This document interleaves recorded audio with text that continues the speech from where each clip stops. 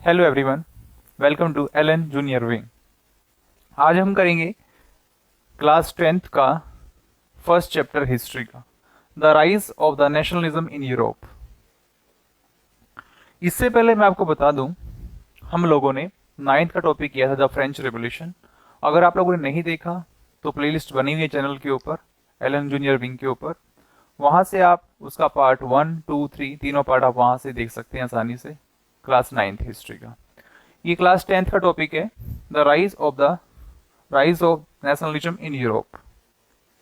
अब इससे पहले हमने बात की थी कि जो रिवॉल्यूशन है, फ्रेंच रिवॉल्यूशन कैसे पूरे यूरोप में फैली थी, और ये उसी का ही पार्ट है फ्रेंच रिवॉल्यूशन का।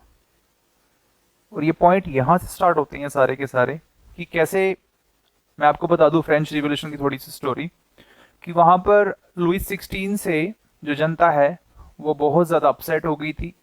वो बेहिम था, उसने जो टैक्स बढ़ाए, रोटी के प्राइस बढ़ गए थे, लोगों के पास पैसा नहीं था, और टैक्स बढ़ाने के लिए उसने फिर अपनी जो असेंबली बुलाई, जिससे फिर कुछ लोग, जहाँ पर ग्रुप्स बटा हुआ था आपस में, नोबल ग्रुप था, क्लर्जी ग्रुप था, और थर्ड स्टेट में पीजेंट्स आते थे। पीजेंट्स जो हैं सबसे ज़्यादा इसमें सफ़र किया उन लोगों ने। फिर बहुत बड़ा रिवोल्ट हुआ जिसी को बोला गया था फ्रेंच रिवॉल्यूशन। आगे हम करेंगे उसी के पार्ट से रिलेटेड कि इन 1848 में फ्रेंच रिवॉल्यूशन 1789 स्टार्ट होती है और फिर अभी इन 1848 फेडरिक सोरियो नाम है इस व्यक्ति का, French artist type, prepared a series of 4 prints visualizing the dream of the world of the democratic and social republic and he called them। अभी यहाँ पर एक पिक्चर दिखाऊंगा मैं आप लोगों को, उसमें इस व्यक्ति ने इस पिक्चर को बनाया है 1848 के अंदर। और उसने क्या ड्रीम किया है वर्ल्ड वाइड के अंदर? डेमोक्रेटिक, सोशल रिपब्लिक चीजों को ड्रीम किया। अब ये डेमोक्रेटिक और सोशल रिपब्लिक चीजें होती क्या, right? So series show the peoples of the Europe and the America, man and women of all age और social classes marching in the long train and offering homage to the statue of the liberty. अब यहाँ पर कहाँ के लोग? Europe के लोग, America के लोग, महिलाएं, पुरुष, सभी के सभी जने क्या कर रहे हैं?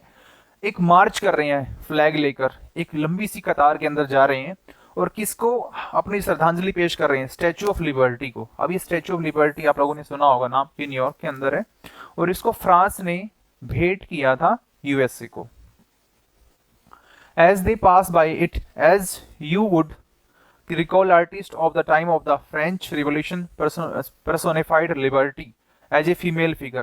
अब इसके अंदर जो फिगर शो हो रही है वो आप अभी देखना कि यहाँ पर ये फिगर है, ये देखिए, ये स्टैचू ऑफ लिबर्टी की फिगर है यहाँ पर, ठीक है। एक हाथ में इसने जो है टॉर्च पकड़ी हुई मसाल है ये, और एक हाथ में इनकी बुक है इस हाथ में। यहाँ पर मे भी थोड़ी पिक्चर ब्लर हो रही हो। यहाँ के जो लोग देखिए, ये कतार कहाँ से स्टार्ट हो रही है, यहां तक पूरे जो लोग हैं। और ये लोग इतनी लंबी कतार में क्यों आ रहे हैं? एवरीबडी वांट इक्वालिटी, सभी को इक्वालिटी चाहिए, जस्टिस चाहिए, सभी को फ्रेटर्निटी चाहिए, भाईचारा, राइट? यही तो हमें फ्रेंच रिवॉल्यूशन से सीखने को मिला, यही तो हमें वर्ड्स वहां देखने को मिले। और ये सभी लोग के पास अपने अपने फ्लैग है, अपने अपने देशों के फ्लैग मार्च कर रहे हैं ये लोग पकड़ पकड़ के कि भाई हमें भी आजादी चाहिए। और इस पिक्चर में सारे लोग इकट्ठे हो रहे हैं, और ऊपर से देखो जो गॉड हैं, जैसे हमारे देवी देवता हैं वैसे उनके गॉड, यूरोपियन गॉड या फिर जो क्रिश्चियन जो भी वो धर्म को फॉलो करते थे, वो सभी इनको आशीर्वाद दे रहे हैं। इस पिक्चर के अंदर जो है पूरा का पूरा शो हो रहा है। तो आगे हम यहां से पढ़ना स्टार्ट करेंगे। So as you would recall artist the time of the French revolution personified liberty, female figure, ये हो गए यहाँ तक हमारा। Here you recognize the torch of the enlightenment। अब उन्होंने टॉर्च पकड़ रखी है हाथ में उस महिला ने, और देखो फीमेल को यहाँ पर लिबर्टी शो करवा रखी है। और फ्रेंच रिवॉल्यूशन में हमने पढ़ा था कि महिलाओं को वोट देने का अधिकार नहीं था। कितनी अजीब बात है। So see bears in the one hand and the charter of the rights of the man in the others. अब एक मुझसे ने चार्टर ऑफ द राइट्स पकड़ रखा है, भाई अधिकारों का charter. On the earth in the foreground of the image lie the shattered remain of the symbol of the absolutist। Absolutist कौन है ये? एब्सोल्यूटिस्ट वो लोग हैं जिनके पास बेहिसाब पावर है, जो चाहे अपनी मर्जी से कुछ भी कर सकते हैं। अगर उनको टैक्स बढ़ाने हैं जनता के ऊपर, वो टैक्स बढ़ाएंगे। अगर तुगलकी फरमान सुनाने हैं लोगों को, वो सुनाएंगे। मतलब जिनके पास पूरी पावर एक्सरसाइज करने की है, राइट, और पूरी मिलिट्री पावर उनके पास है, लोगों को दबाने की पूरी पावर है उनके पास, राइट। और यहां पर पिक्चर में मैं आपको दिखाता हूं, यहां पर ना उस पावर के अवशेष पड़े हुए हैं। अवशेष मीन्स डिब्रिश, या फिर जो है छोटे छोटे जो पार्टिकल पड़े हुए हैं। कि यहाँ पर देखिए हम लोगों ने इस पिक्चर में दिखा रखा है कि जो एब्सोल्यूटिस्ट पावर है हमने उसको पूरी तरह से तोड़ मरोड़ के फेंक दिया है दूर। मीन्स हम लोग क्या चाहिए, अब हम लोग किसकी तरफ बढ़ चुके हैं, फ्रीडम की तरफ बढ़ चुके हैं, राइट। अब यहां पर ये व्यक्ति अपनी चीजों को शो कर रहा है कि भाई ऐसा हमें वर्ल्ड चाहिए। आगे हम बात, यूटोपियन क्या होता है, विजन एक प्रकार से इमेजिनरी विजन करना कि best vision of a society that is so ideal that is unlikely to actual exist, कि जो चीज है नहीं है लेकिन वो चीज पॉसिबल हो जाए बस। समझ में आ रही है बात, कि जो चीज है नहीं है, लिबर्टी है नहीं है इनके पास, इक्वालिटी नहीं है, फ्रेटर्निटी नहीं है, लेकिन हो जाए बस। ये ऐसी सोच करके व्यक्ति ने इसको पिक्चर को ड्रॉ किया। और इसके अंदर आप देखेंगे the people of the world are grouped as distinct nations identified through their flags and national custom. उन्होंने अपने फ्लैग पकड़ रखे हैं सभी लोगों ने। The processions way past the statue of the liberty and the United States, Switzerland ये सबसे आगे खड़े हुए हैं फ्लैग पकड़ के, which by the time were already nation states. उस टाइम वो लोग जो है नेशन स्टेट्स बन चुके थे। मैंने आपको अगर याद हो आप लोग को, फ्रांस ने 13 कॉलोनियों को लिबरेट करवाया था यूएसए की। उनके पास खुद पैसे नहीं थे लेकिन 13 कॉलोनियों को उसने आजाद कराया ब्रिटेन पावर से, राइट। और उनमें जो है यूएसए भी था क्योंकि वो यूएसए की कॉलोनियां थी, ठीक है। यहां तक आई थिंक आपको क्लियर हुई होंगी सारी चीजें। Identifiable by the revolutionary strikers has just reached the statue. She is followed by the peoples of Germany bearing the black, red and gold flag. अब यहाँ पर जर्मनी का फ्लैग भी शो हो रहा है, गोल्ड फ्लैग। लाइक इंटरेस्टिंगली उस time जो है जर्मनी बना नहीं था लेकिन फिर भी उसके अंदर जो है जर्मनी का फ्लैग शो कराया गया। Means the Germany peoples did not yet exist in the until nation. The flag they carry in the expression of liberal hopes unify the numerous Germany-speaking principalities and nation-state under democratic constitutions following of the German peoples are the people of the Austria. अब यहाँ पर German लोग भी hope कर रहे थे कि हम लोगों को भी लिबर्टी मिलेगी, राइट। उस वक्त जो जर्मन है वो आजाद नहीं हुआ था, या जर्मनी का कोई वजूद नहीं था। The kingdoms of two Sicilies are the Lombardy, Poland, England, Ireland, Hungary, Russia, from the heavens above Christ sent. ये सभी एंजल मैंने बताया आप लोगों को, सभी ऊपर से आशीर्वाद दे रहे हैं। Symbolise fraternity among the nation of the world. Fraternity क्या होता है, भाईचारा, आपस में ब्रदरहुड जो लोग बना के रखते हैं उसको बोलते हैं फ्रेटर्निटी, राइट। आगे हम बात करें यहां पर, देखिए this chapter will deal with the many of the issues visualized by the Sorio. अब सोरियो कौन, जो इसने फिगर को बनाया था।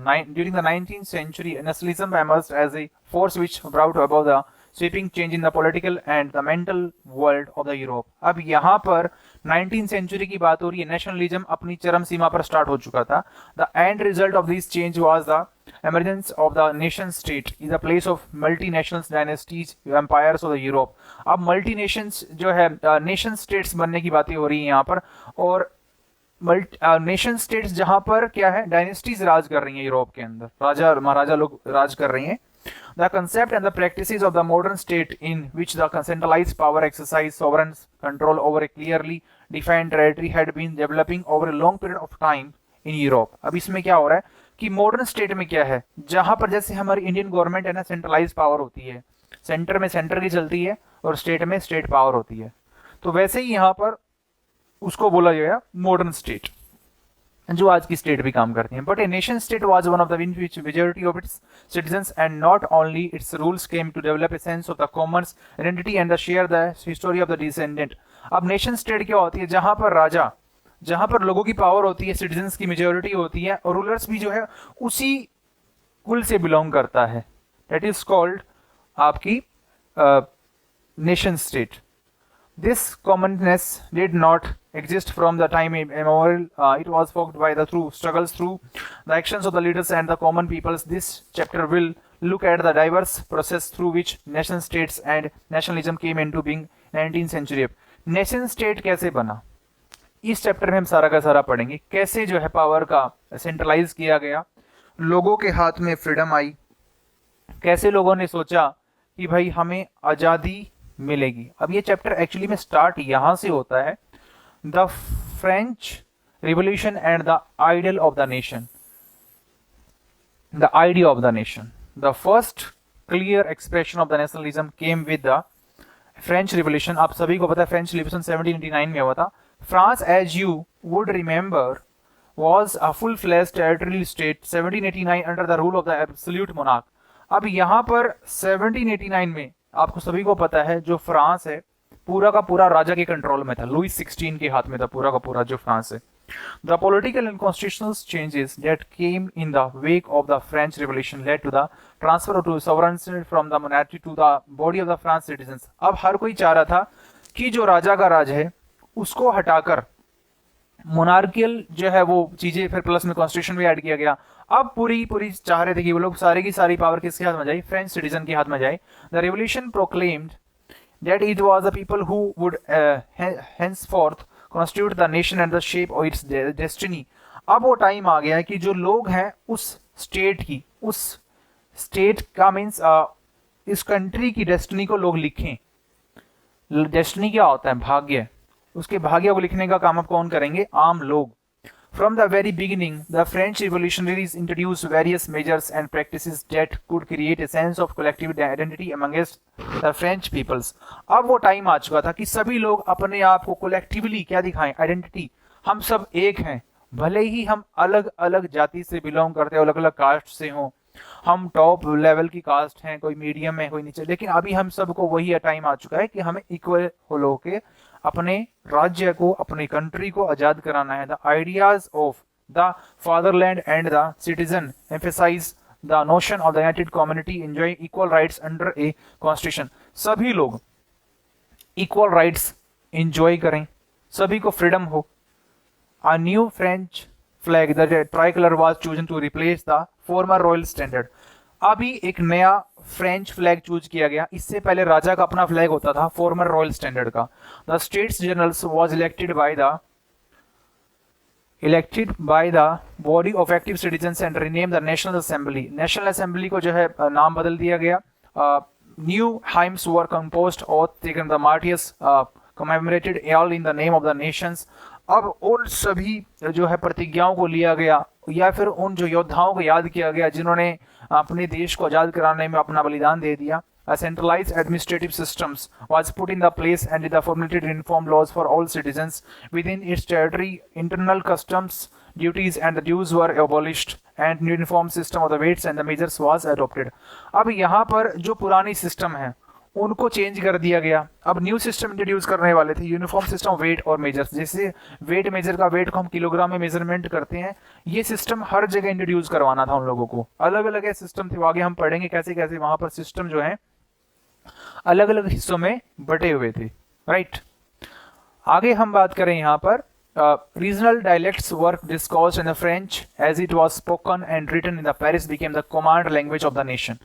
सभी लोगों की ना अलग अलग भाषा बोल रहे थे, अब सब चाह रहे थे कि एक भाषा में बात करें, जिससे आप जो है अपनी भाषा को एक इस्तेमाल करोगे दूर तक पहुंचा सकते हो, या फिर लोकल लैंग्वेज में आप बात करोगे जिससे जो पढ़े लिखे लोगों के अलावा अनपढ़ लोग भी उस चीज को समझ सके आसानी से। The revolutionaries brothers declared that it was a mission and the destiny of the French nation and the liberate the peoples of the Europe from the despotism। Despotism एक प्रकार से पूरी पावर एक राजा के हाथ में होना। Help other people to of Europe and becomes nations। अब राजा का पुत्र राजा नहीं बनेगा, जो काबिल होगा वही राजा बनेगा। यहाँ पर ये बातें उठने लगी थी आम लोगों के द्वारा। When the news of events of France reached the different cities of Europe, students and the other members of the educated middle classes began setting up Jacobean clubs। अब जो आम लोग हैं, आम मीडियोकर फैमिली के जो लोग हैं, वो जैकोबियन क्लब्स के अंदर जो है मर्ज होने लगे थे और उन्होंने जो है पार्टिसिपेशन किया। Their activities and campaigns prepared the way for the French armies which moved into the Holland, Belgium, Switzerland and much of the Italy in the 1790s। With the outbreak of the revolutionary wars, French armies began to carry the idea of nationalism abroad। अब जो French आर्मीज है, जो आम लोग हैं, जो है उस सेना में भर्ती हो रहे थे लोग, अब वो क्या चाह रहे थे, वो चाह रहे थे कि भाई हम भी बढ़ चढ़कर सेना में पार्टिसिपेट लें, भर्ती हो जाएं और अपने देश को आज़ाद कराने में, अपने राष्ट्र को, ये मैप देखिए पूरा का पूरा कैसे ये पूरा बटा हुआ था आपस में, आज़ाद कराने में हेल्प लें, पूरी की पूरी हेल्प करें। Within the wide state, the territory was came under the control. Napoleon set about that introducing many of the reforms that he had already introduced in the France. अब नेपोलियन के बारे में आपको पहले भी बताया था। नेपोलियन बोनापार्ट बहुत ही शातिर दिमाग का व्यक्ति और एक सुकुशल उसने जो है शासन किया और एक महान सेनापति कहलाया वो। Through returns of monarchy Napoleon had to no doubts destroyed democracy in France. अब नेपोलियन का राज आ गया था कहां पर, फ्रांस के अंदर। 1804 के अंदर वो गद्दी पर बैठ गया और कब तक बैठा रहा, 1815 तक। वाटरलू की लड़ाई में उसको हरा दिया था। यहां पर हम बात करेंगे कि नेपोलियन आया किस बेस पे था। नेपोलियन गद्दी पर बैठा था कि आम लोगों को फ्रीडम दिलाऊंगा, आम लोगों को इक्वालिटी मिलेगी, आम लोगों को भाईचारा मिलेगा, आम लोगों को सारे वो राइट्स मिलेंगे, सारे वो जो लॉ मिलेंगे जो हर कोई इंजॉय करेगा। बट यहां पर उसने क्या किया, आराम आराम से उसको क्या कर दिया, निगल लिया। किसको निगल लिया, डेमोक्रेसी को निगल लिया, डिस्ट्रॉय कर दिया उसको। But in the administrative field that had incorporated revolutionary principles in order to make the whole system more rational and efficient। अब यहाँ पर देखो कुछ अच्छे काम भी उसने किए। और अच्छे काम क्या किए, वो सिविल कोड 1804 लेकर आया यहाँ पर नेपोलियन अपना, और इसको नेपोलियनिक कोड भी बोला गया। Did away with all privilege based on the birth, establish equality। अब जो है जितने भी प्रिविलेज मिले थे लोगों को, प्रिविलेज आपको पता ही होगा, जो नोबल लोग थे, टॉप लेवल के जो नोबल लोग थे, क्लर्जी ग्रुप था, उनको टैक्स देने की कोई आवश्यकता नहीं थी। फ्रेंच रिवॉल्यूशन के अंदर क्लास 9 का पहले चैप्टर में हमने पढ़ा था, ठीक है। और उसी में सारी चीजें हो रही हैं ये कि अब यहां पर आपको प्रिविलेज नहीं मिलेंगे। Establish equality before the law and secure the right of property. अब यहां पर तीन चीजें आप देखना, प्रिविलेज नहीं मिलेंगे आपको, चाहे आप कितने बड़े परिवार में पैदा हुए हो, अमीर या गरीब, सभी को एक अधिकार दिए गए। इक्वालिटी मिलेगी सभी को। तीसरा, राइट टू प्रॉपर्टी, आपने जो प्रॉपर्टी खरीदी है उसके ऊपर आपका ही राइट है, किसी और को उसको धक्के से कोई छीन नहीं सकता, right. This code was exported to the regionals under French control, the Dutch republics in Switzerland, in Italy and Germany। ये सारी चीजें दूर दूर तक फैलाई गई। Napoleon simplified administrative divisions, abolish the feudal system को उसने बंद कर दिया। Peasants from the serfdom. Serfdom क्या होता है कि किसी के पास ना एक जमीन का टुकड़ा है तो जिंदगी भर ना वो आदमी है ना उसी जमीन पर जो है अपनी बंधुआ मजदूरी करेगा। मेनोरियल ड्यूज क्या होते हैं, किसी जमींदार के पास जो है ना किसी के किसान के बेमतलब के पैसे चढ़ा रखे हैं भाई खाते के अंदर, तो वो पैसे जो है उसको लौटाने की जो है आवश्यकता नहीं पड़ेगी। In the towns to guild restrictions. अब गिल्ड का होता है ग्रुप होता था लोगों का, जो व्यापारी लोग होते थे।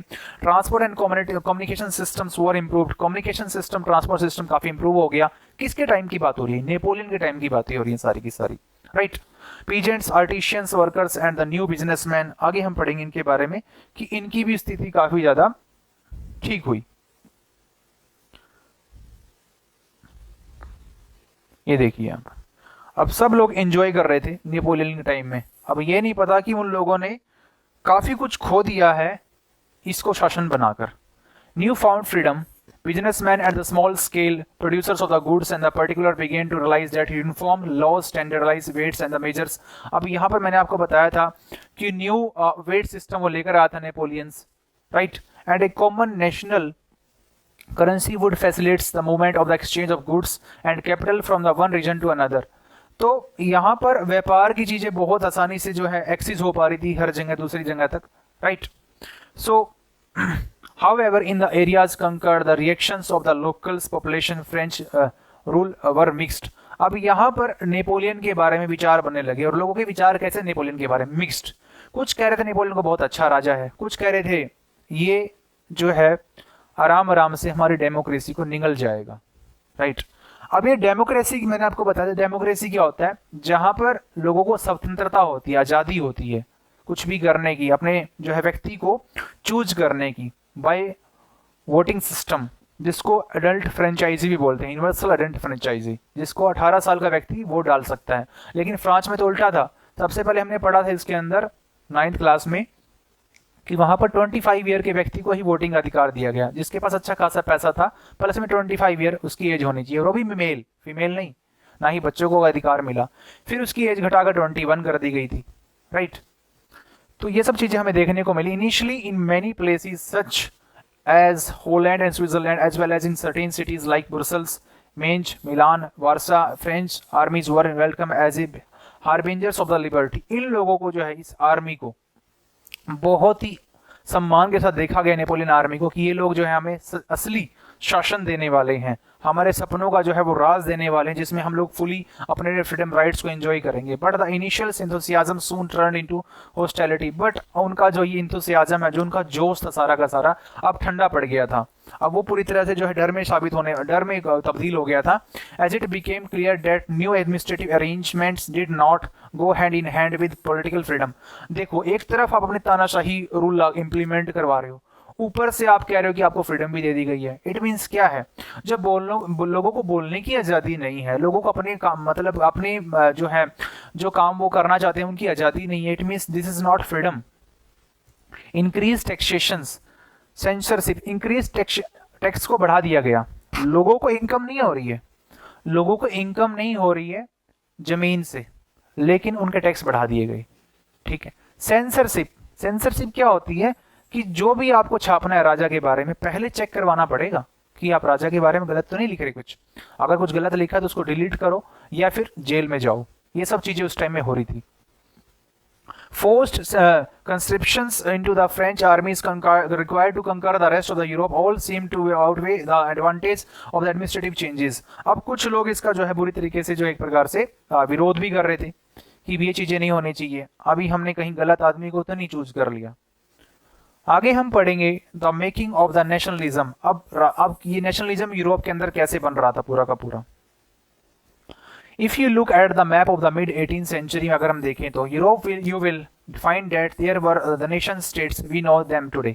अब वहां पर नेशन स्टेट्स हैं, नेशन स्टेट जहां पर सेंट्रलाइज्ड पावर है, जहां पर लोग पूरे फ्रीडम्स राइट्स एंजॉय कर रहे हैं आपके अपने।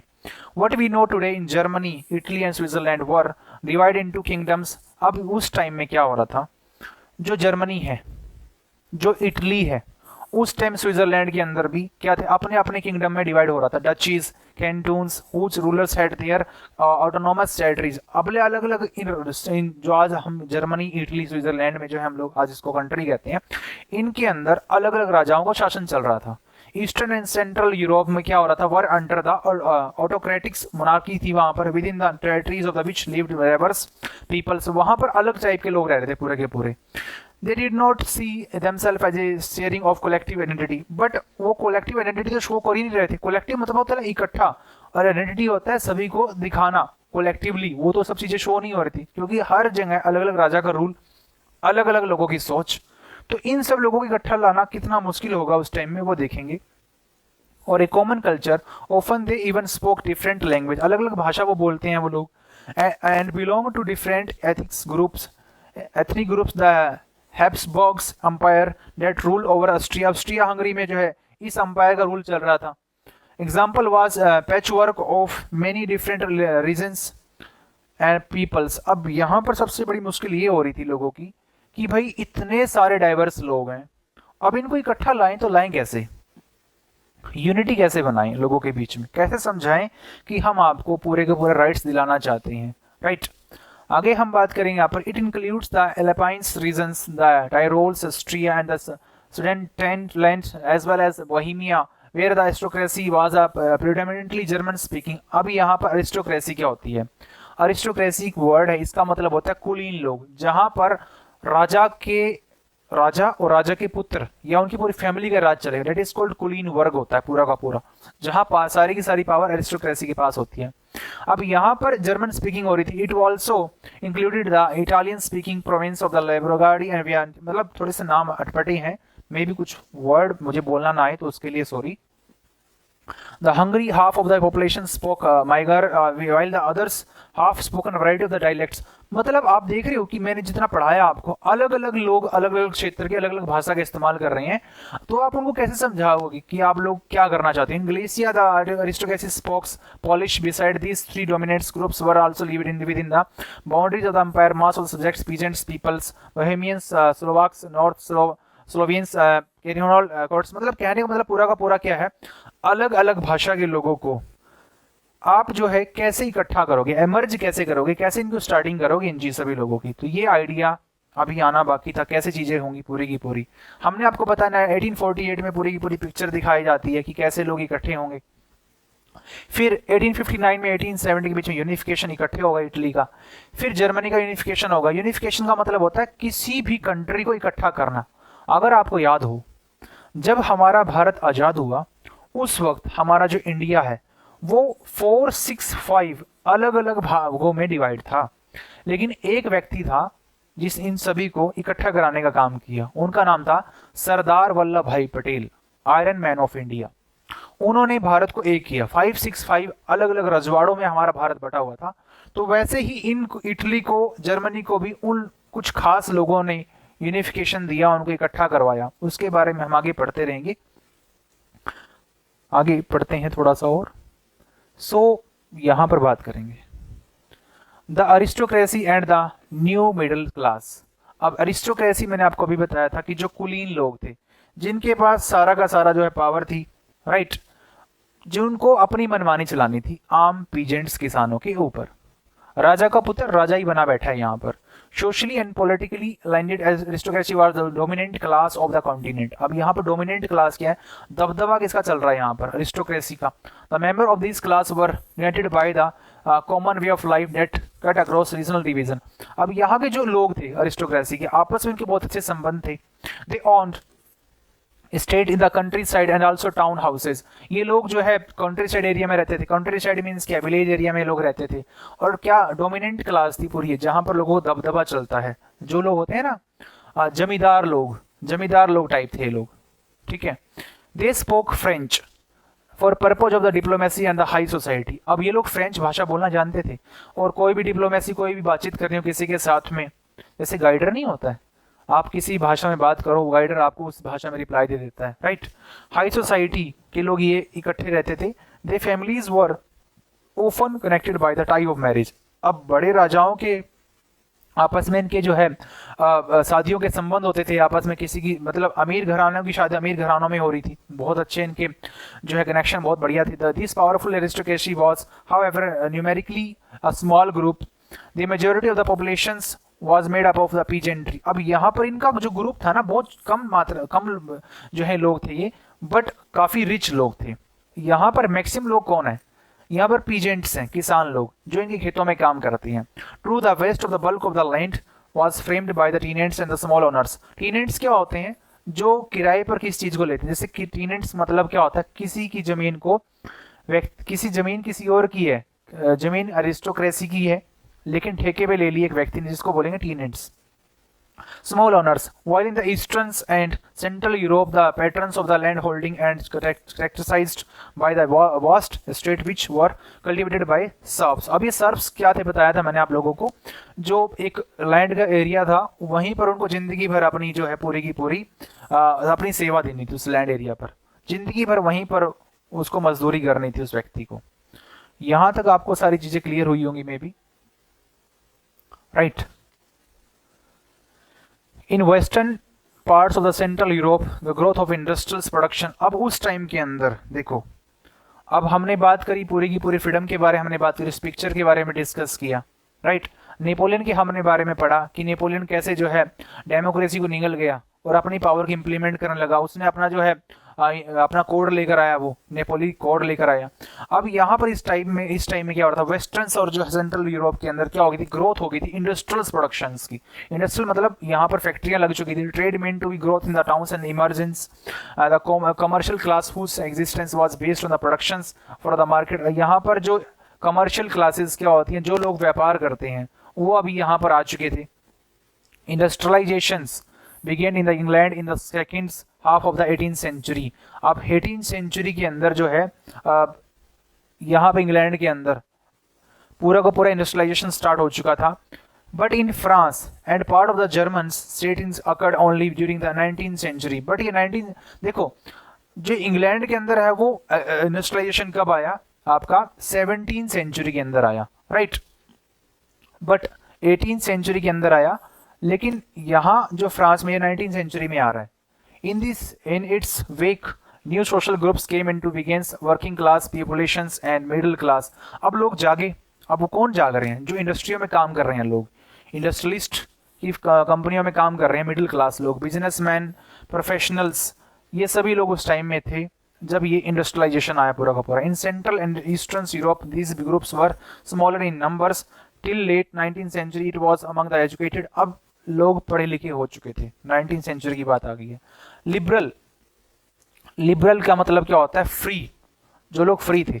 Middle classes date ideas of the national unity. अब लोगों के दिमाग में आइडिया आ चुका था नेशनल यूनिटी का. Following the abolition of the aristocratic privilege again popularity.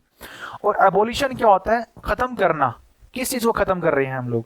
Aristocratic privilege को, जो उनको अरिस्टोक्रेटिक जन्म से ही जिन लोगों को बहुत सारे लाभ मिल रहे हैं, जैसे क्लर्जी ग्रुप को मिल रहा था, जैसे कि जो प्रीस्ट लोग हैं या फिर जो नोबल लोग हैं उनको लाभ मिल रहा था कि इनको टैक्स देने की कोई आवश्यकता नहीं है, ये तो भगवान के बच्चे हैं और इनको टैक्स देने की कोई भी जरूरत नहीं है.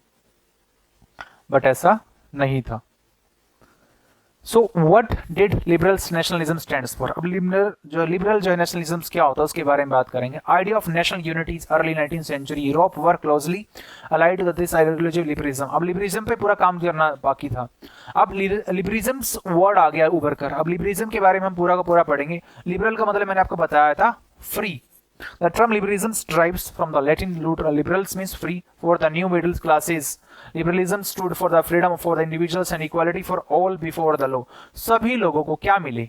इक्वालिटी मिले. किसके सामने? लॉ के सामने. हर कोई आदमी बराबर होगा लॉ के सामने. Politically emphasize the concept of governments by consent. Concept किसका लाया? गवर्नमेंट का. सभी की सहमति से सभी लोगों को. Since the French Revolution, liberalism had stood for the end of the aristocracy and clericals privileged constitutions and representatives government through parliament. सभी क्या चाह रहे थे? रिप्रेजेंटेटिव गवर्नमेंट आए. जैसे हमारे एमपी होते हैं ना, एमपी होते हैं हमारे एमएलए होते हैं. ये लोग हमें रिप्रेजेंट करते हैं संसद में जाकर, विधानसभा में जाकर एमएलए करते हैं और एमपी लोकसभा में जाके करते हैं कि हम वहां के एमपी हैं, हमारे ये इशू हैं. तो ये भी रिप्रेजेंटेटिव गवर्नमेंट चाहते थे कि हमारे लोग आए, नेता बने और हम लोगों के मसलों को सुने. Right. 19th century liberals also stress the inviolabilities of the private property.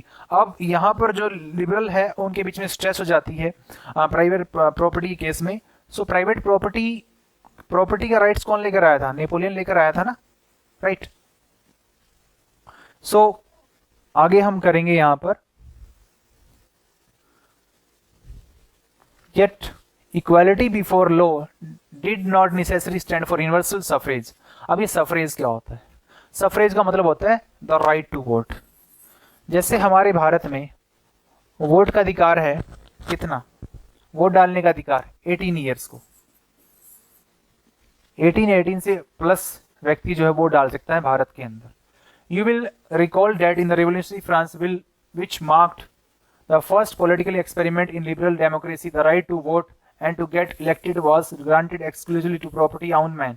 अब जो प्रॉपर्टी जिस व्यक्ति की उसी की होनी चाहिए और उन सभी को राइट्स मिले. किसका? वोटिंग पावर का. Man without property and all women's were excluded from the political rights. Man को तो सारे प्रॉपर्टी के पॉलिटिकल राइट्स मिले हुए हैं लेकिन महिलाओं को नहीं. Only for a brief periods under the Jacobians did not all adults males enjoy suffrage. अब यहाँ पर सारे के सारे इंजॉयमेंट कौन ले रहे थे? जैकोबियंस के लोग और वो भी सारे के सारे adult. However, the Napoleonic courts went back to limited suffrage and reduced women to the statute of the minors subject to the authority of fathers and the husbands. Throughout the 19th and the early 20th century, women and the men organized opposition and movements demanding equal political rights. अब देखो बात तो महिलाओं में भी आ चुकी थी कि हमें भी जो है पॉलिटिकल राइट्स मिलने चाहिए पूरे के पूरे, लेकिन मिले उनको बिल्कुल भी नहीं.